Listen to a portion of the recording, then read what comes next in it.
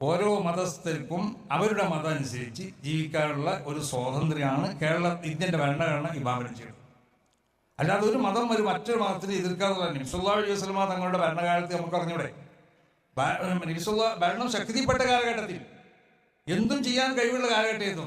ഇസ്ലാമിക സാമ്രാജ്യം വളർന്നു വികസിച്ചു, വളരെയധികം ശക്തിപ്പെട്ടു എന്ന് ആയിട്ടുണ്ട്. റസൂലുള്ളാഹി സ്വല്ലല്ലാഹു അലൈഹി വസല്ലമ തങ്ങൾ എന്ത് ചെയ്തത്, മക്കത്ത് മുശ്രിക്കുകളോടുള്ളതായ പല ഉടമ്പടികളുണ്ടായിരുന്നു.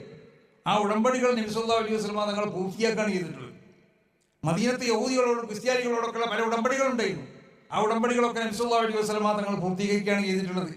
മാത്രമല്ല നബി സല്ലല്ലാഹു അലൈഹി വസല്ലമ തങ്ങൾ ഏതുവരെ പ്രഖ്യാപിച്ചു എന്നറിയോ? മൻ ആദാ മുഹാഹദൻ ഔ ദിമ്മിയൻ ഫഅന ഖസ്മുഹു യൗമൽ ഖിയാമ. എൻ്റെ ഭരണത്തിൻ്റെ കീഴിൽ ഭരണവുമായിട്ട് ഉടമ്പടി ചെയ്യപ്പെട്ടവരോ അല്ലെങ്കിൽ വ്യക്തികളുമായി കൊണ്ട് ഉടമ്പടി ചെയ്യപ്പെട്ടവരോ, ഭരണവുമായി ഉടമ്പടി ചെയ്യുമ്പോൾ ഈ രണ്ട് വകുപ്പുണ്ട്. ആ ഏത് വകുപ്പിൽ ഉടമ്പടി ചെയ്തവരാണെങ്കിലും അവർക്ക് ഏതെങ്കിലും തരത്തിലുള്ള പ്രയാസം എൻ്റെ ഭരണഘടനത്തിൻ്റെ കീഴിലുള്ളതായ ആരിൽ നിന്ന് എന്തുണ്ടായാലും അവൻ്റെ എതിരിൽ ഞാൻ ഖിയാമത്ത് നാളിൽ ഞാൻ തർക്കിക്കും നബി സല്ലല്ലാഹു അലൈഹി വസല്ലമ. അവൻ്റെ ശത്രുവായിരിക്കും ഞാൻ ഖിയാമത്ത് നാളിൽ നിന്ന്. അത്രമാത്രം നബി സല്ലല്ലാഹു അലൈഹി വസല്ലമ തങ്ങൾ വളരെ വ്യക്തമായ നിലയ്ക്ക് ശക്തമായ ഭാഷയിലാണ് നബി സല്ലല്ലാഹു അലൈഹി വസല്ലമ തങ്ങൾ ഭരണീയരെ സംബന്ധിച്ച് ഭരണീയർക്ക് ചെയ്തു കൊടുക്കേണ്ടതായ കാര്യങ്ങൾ. അത് ഏത് മതസ്ഥരാണെങ്കിലും ആ മതസ്ഥരും ഗവൺമെന്റുമായിട്ട് അല്ലെങ്കിൽ ഭരണഘടനയിൽ അവരെ സംരക്ഷിക്കപ്പെട്ടതായ വകുപ്പുകളുണ്ടെങ്കിൽ അത് സംരക്ഷിക്കപ്പെടുന്നതാണ്, ശക്തമായി സംരക്ഷിക്കുന്നതാണ് നബി സല്ലല്ലാഹു അലൈഹി വസല്ലമ തങ്ങൾ പറഞ്ഞിട്ടുള്ളത്. മഹാനാവുന്ന ഉമർ ഇബ്നു ഖത്താബ് റളിയല്ലാഹു തആല അൻഹു മൂപ്പരെ ഭരണകാലത്ത് മുമ്പ് രാത്രി സഞ്ചരിക്കാറുണ്ടായിരുന്നു ഭരണീയർക്കുള്ള കാര്യം മനസ്സിലാക്കാൻ വേണ്ടി. ഒരു ജൂതനെ കണ്ടു. ആ ജൂതനിക്ക് വയസ്സായി അയാളെ വളഞ്ഞ് അയാളെ മുതുകിലുള്ള എല്ലൊക്കെ ഇങ്ങനെ കൂർത്ത് പുറത്ത് കത്തിക്കണമെന്ന് പറഞ്ഞു. അങ്ങനെയാണ് അയാളെ പറ്റി വിവരിക്കുന്നത് ചരിത്രകാരന്മാർ. ഉമർ ഇബ്നു ഖത്താബ് അവരോട് ചോദിച്ചു, നീ എന്താ അങ്ങനെയൊക്കെ കഴിക്കണത്, നീ ഭക്ഷണം കഴിക്കലില്ലേ, എനിക്ക് എന്ത് പറ്റിയെന്ന് ചോദിച്ചു. അപ്പോൾ എനിക്ക് ഭക്ഷണം കഴിക്കാൻ പൈസ എൻ്റെ അടുത്തൊന്നുമില്ല, എനിക്ക് താമസിക്കാൻ തരില്ല. ഉമർ ഇബ്നു ഖത്താബ് ഉടനെ തന്നെ പാസ്സാക്കി, മുസ്ലിമീങ്ങളുടെ പൊതുസ്വത്താണ് ബൈത്തുൽ മാൽ. ആ ബൈത്തുൽ മാലിൽ നിന്ന് ഈ ജൂതനിക്ക് അയാൾ മരിക്കുന്ന വരെയുള്ള ശമ്പളമാണ് ഉമർ ഇബ്നു ഖത്താബ് റളിയല്ലാഹു തആല അൻഹു പാസ്സാക്കിയത്. അങ്ങനത്തെ ജൂതന്മാരാണ് ഇപ്പോൾ ഗസയിലും ഫലസ്തീനിലും ഒക്കെ മുസ്ലിങ്ങൾക്കെതിരിൽ പലതും ചെയ്തുകൊണ്ടിരിക്കുന്നത്. അത് വേറൊരു കാര്യം, അതിലേക്ക് ഈ അവസരത്തിൽ ഞാൻ കടക്കുകയല്ല. അപ്പോൾ ഏതായാലും ഒരു കാര്യം നമ്മൾ മനസ്സിലാക്കണം, ഇസ്ലാമിനെ സംബന്ധിച്ച് തെറ്റിദ്ധാരണകൾ ഇസ്ലാമിനെ സംബന്ധിച്ച് മനസ്സിലാക്കാത്ത പലരും പല നിലക്കുള്ള തെറ്റിദ്ധാരണകളും പരത്തിക്കൊണ്ടിരിക്കുന്ന ഒരു കാലഘട്ടം. അങ്ങനത്തെ ഒരു കാലഘട്ടത്തിലാണ് നമ്മൾ ജീവിക്കുന്നത്. മനുഷ്യർക്ക് മാനുഷികമായി ഉണ്ടാവേണ്ടതായ ചില ഗുണങ്ങളൊക്കെ ഉണ്ട്, അതൊക്കെ പാടെ നമ്മളിൽ നിന്ന് ഇല്ലാതെയായി പോകാം.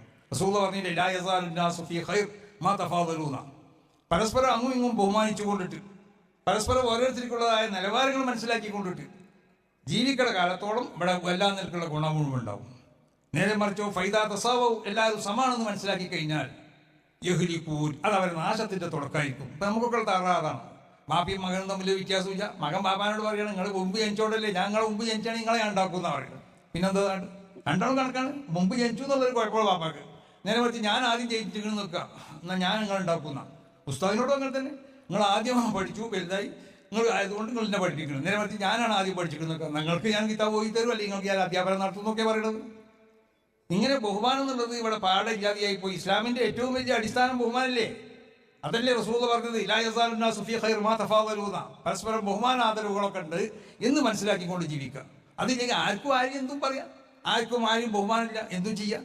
ഈ ഒരു അവസ്ഥയിലേക്ക് വന്നാൽ ഈ ലോകത്ത് നന്മ നഷ്ടപ്പെട്ടു പോകും. അതാണ് ഇസ്ലാം പറയുന്നത്. റസൂലുള്ളാഹി സ്വല്ലല്ലാഹു അലൈഹി വസല്ലമ തങ്ങളാ പറഞ്ഞത്, ഫൈദാ തസാവു യഹ്ലികൂൻ. അവർ സമന്മാരാണെന്ന് ധരിച്ചു കഴിഞ്ഞാൽ അത് അവരുടെ നാശത്തിൻ്റെ തുടക്കമായി. അപ്പോൾ അതുകൊണ്ടിട്ട് ഈ നിലക്കുള്ള അടിസ്ഥാനപരമായ തത്വങ്ങളും ഈ നന്മകളൊക്കെ ഇവിടെ പ്രചരിപ്പിക്കാൻ വേണ്ടിയാണ് സമസ്ത കേരള ജമിയത്തുൽ ഉലമ ഇവിടെ പ്രവർത്തിച്ചുകൊണ്ടിരിക്കുന്നത്.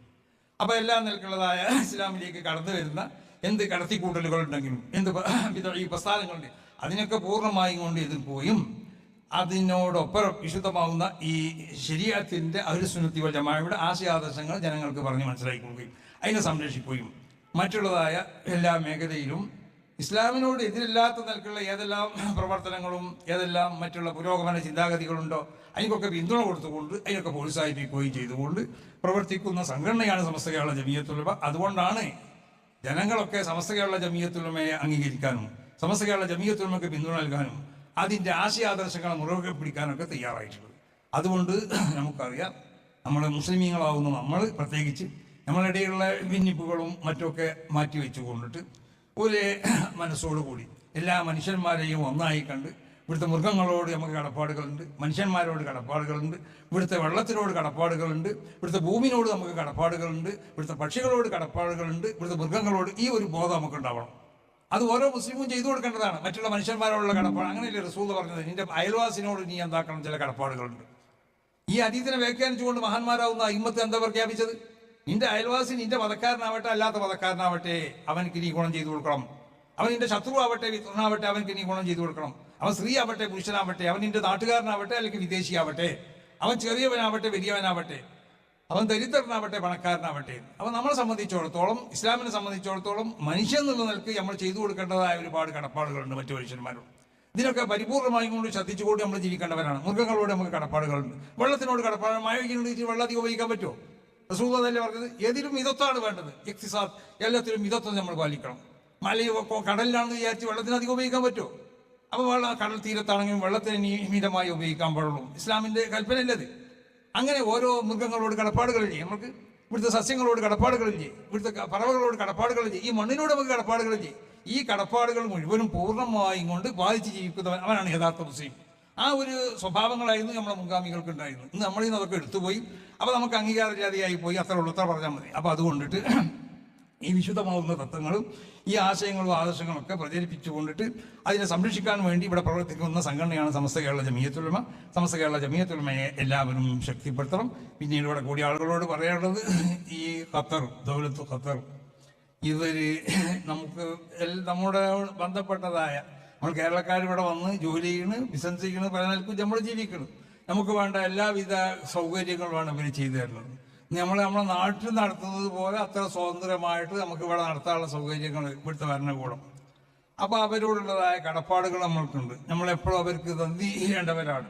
അവരുടെ ഈ ഭരണത്തിനോട് എല്ലാ നിലക്കും കടമപ്പെട്ടവരാണ് നമ്മൾ എന്നൊരു ബോധം നമുക്കുണ്ടാവണം. നമ്മളിൽ നിന്നിട്ട് എന്തെങ്കിലും നിലക്ക് ഈ രാജ്യത്തിന് എതിരാകുന്ന ഒരു പ്രവർത്തനവും നമ്മളാരിൽ നിന്നുണ്ടാവാൻ പാടില്ല. ഈ രാജ്യത്തിന് വേണ്ടി നമ്മൾ ദുആ ചെയ്യണം.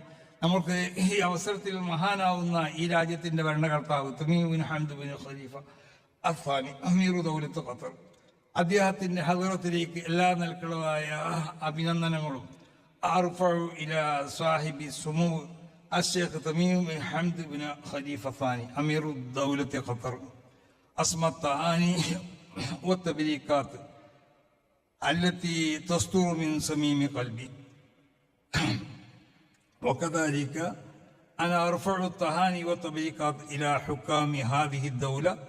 اللهم أيد هذه الدولة، اللهم احفظ هذه الدولة، اللهم بارك في هذه الدولة، اللهم بارك في حكام هذه الدولة، اللهم بارك في ساكني هذه الدولة എന്ന് ദുആ ചെയ്തുകൊണ്ട് ഈ മഹാനാവുന്ന നമ്മളെ ഉദവി പ്രസംഗിക്കും. ഒരു ദുആ അതിൻ്റെ അവസാനം പറഞ്ഞിട്ടുണ്ട്, സമാപന ദുആ. ആ ദുആ മൂപ്പര് നല്ലവണ്ണം ദുആ ചെയ്യുകയും ചെയ്യും. അല്ലാഹു സുബ്ഹാനഹു വ തആല ഖബൂൽ ചെയ്യട്ടെ എന്ന് ദുആ ചെയ്തുകൊണ്ട് യോഗം ഉദ്ഘാടനം ചെയ്തതായി പ്രഖ്യാപിക്കുന്നു. അസ്സലാമു അലൈക്കും.